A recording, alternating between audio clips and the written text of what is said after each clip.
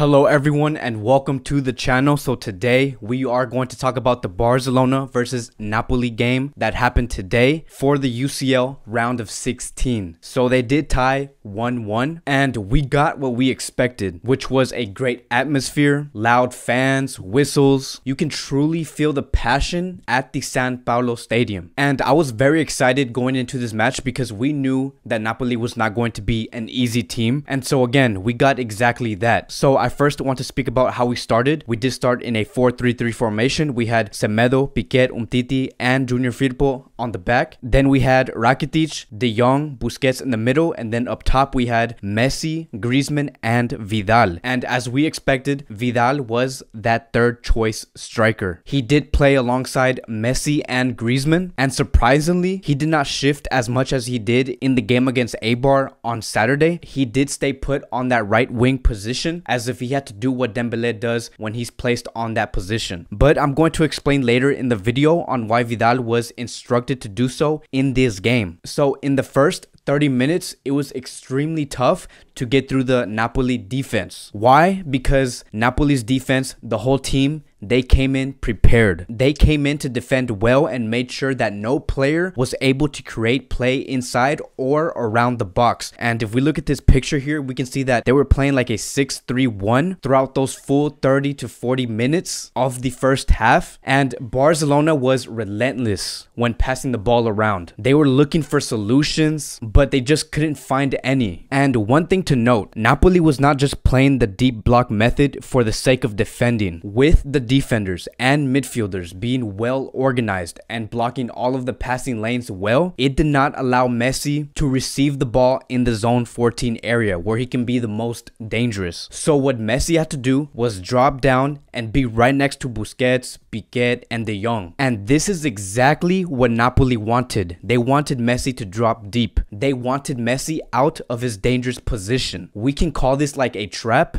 because Messi, Barcelona, they did fall into this trap. Because what happens is when Messi does drop deep, he is now responsible to look for the pass. And then the question comes in, who does Messi pass it to so that player can put the ball inside the net? Like, can it be Griezmann, Firpo, Vidal? But we all know that none of those players, like Firpo, Griezmann, Vidal, were clinical enough to put the ball inside the net. And again, this is what Napoli wanted. Napoli knew that we don't have a player like Agüero, Lewandowski, or a Suarez. And so if you take away Messi away from that zone 14 area, you solve the problem of being scored on. And if we look at the heat map for Lionel Messi in the first half, we can see that he spent the majority of his time on that right wing position. He was nowhere near that zone 14 area. Napoli became so defensively committed that gave the chance for Busquets to move up the pitch because Napoli did not apply no pressure at all. They were not pressuring high up. And if we look at the heat map here again for Busquets, we can see that he was a lot higher than usual. So that basically summed up Barcelona's first half. And this is not something serious or like something that we should be concerned for FC Barcelona. This was just Gattuso's Napoli's brilliant tactic. And Gattuso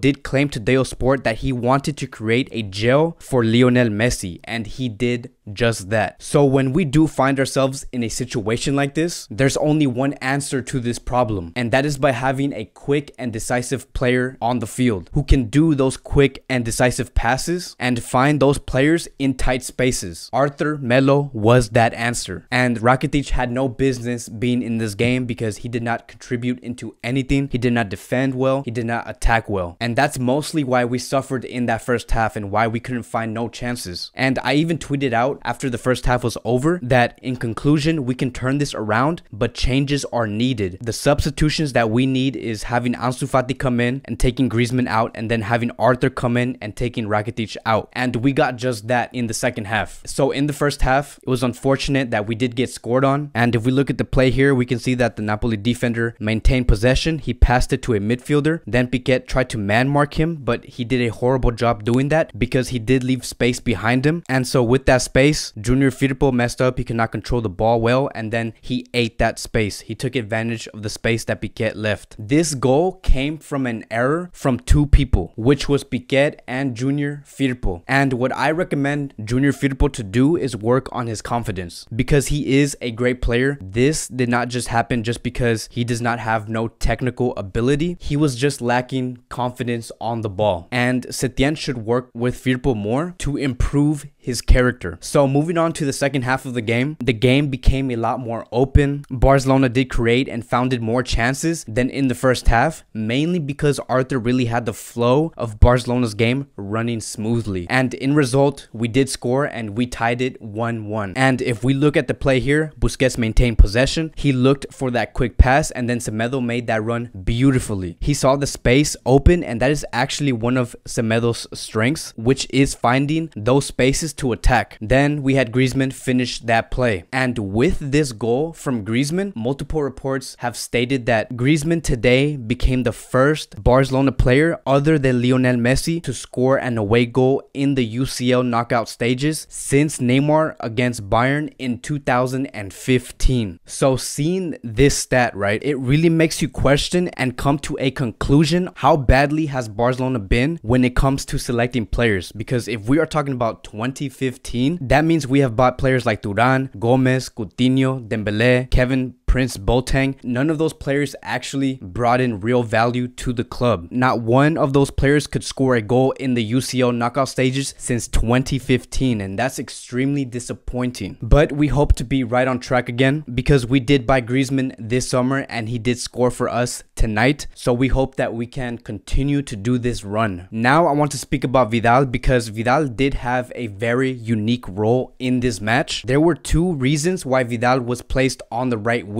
One is because he had to press really hard on the Napoli's defense, and he had to press high, just like in the game against Eibar, but Rakitic had to do that role. And in order to do that, Vidal had to be extremely aggressive. He had to be the player to do the dirty work, the tackles, and the headers. And if we look at the heat map here, Vidal was in full effect on that right wing area. And the reason why Vidal actually spent the majority of his time on that side is because Napoli's main source of attack was on the left side. We can see that Vidal's duty was to stop that and then gain possession, and then that leads me to the second point on why he had to be placed on that right wing position. He had to gain possession, get the ball as quickly as possible to Lionel Messi. And Vidal had a lot of responsibilities on his hands, but that came with a cost, because when you know you're responsible to apply pressure and try to win possession and get the ball as quickly as possible to Lionel Messi, eventually you end up playing dirtier than usual. And so Vidal did get booked with a red card for headbutting a Napoli player, meaning that he is set to miss the next game against Napoli at the Camp Nou. We also have Busquets, who got booked. He did receive a yellow card in this match, meaning that he will be set to miss the next game against Napoli at the Camp Nou. Many of you guys might question, so what is going to be the solution for this problem? Because now that we don't have Vidal and Busquets, what are we going to do in that next match against Napoli? And as bad as that might seem, we do have plenty of midfielders left to choose from. We have Rakitic,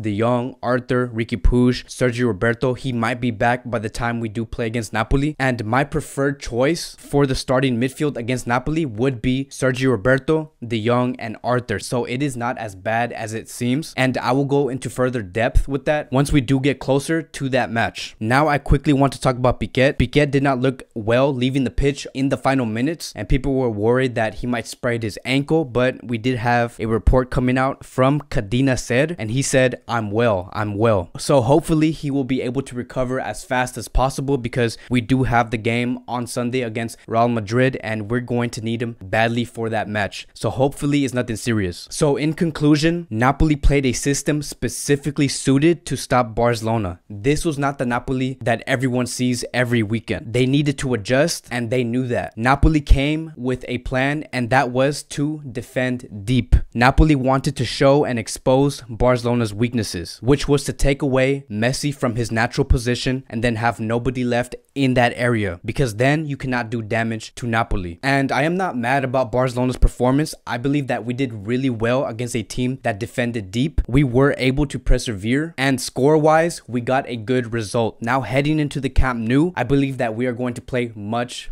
better. Then we have a few words coming from Quique Setién after the match, and this is what he said. It has taken a lot to generate scoring chances. In the first part, they defended very well, and they took advantage of the only chance they had. We will recover Jordi Alba and Sergio Roberto for the return leg. Maybe I could have subbed on Ansu a little bit earlier. At home, we will have more options. It will be difficult for Napoli to defend so tight at the Camp Nou. So yes, it's true. In the next game, we will have that home advantage. The field will be much wider and bigger, which means more space to play on the sides, and I actually do expect Ansu Fati to start in this game because he will give us that width, and with that we will be able to get a better result at home. So again, this is not the best result, right? We could have won, but we did pretty good for a team that defended very well, and we are improving in terms of playing away from home. And our next game now, our full focus should be against Real Madrid on Sunday, so we should be fully rested. We should rest well, train well, and be prepared for that match. So thank you guys for watching. I appreciate it. Let me know what you guys think about this game. I know I missed a lot of things, but point it out down on the comment section down below. Let me know what I missed. And again, I want to thank you guys for watching, and I'll see you guys next time.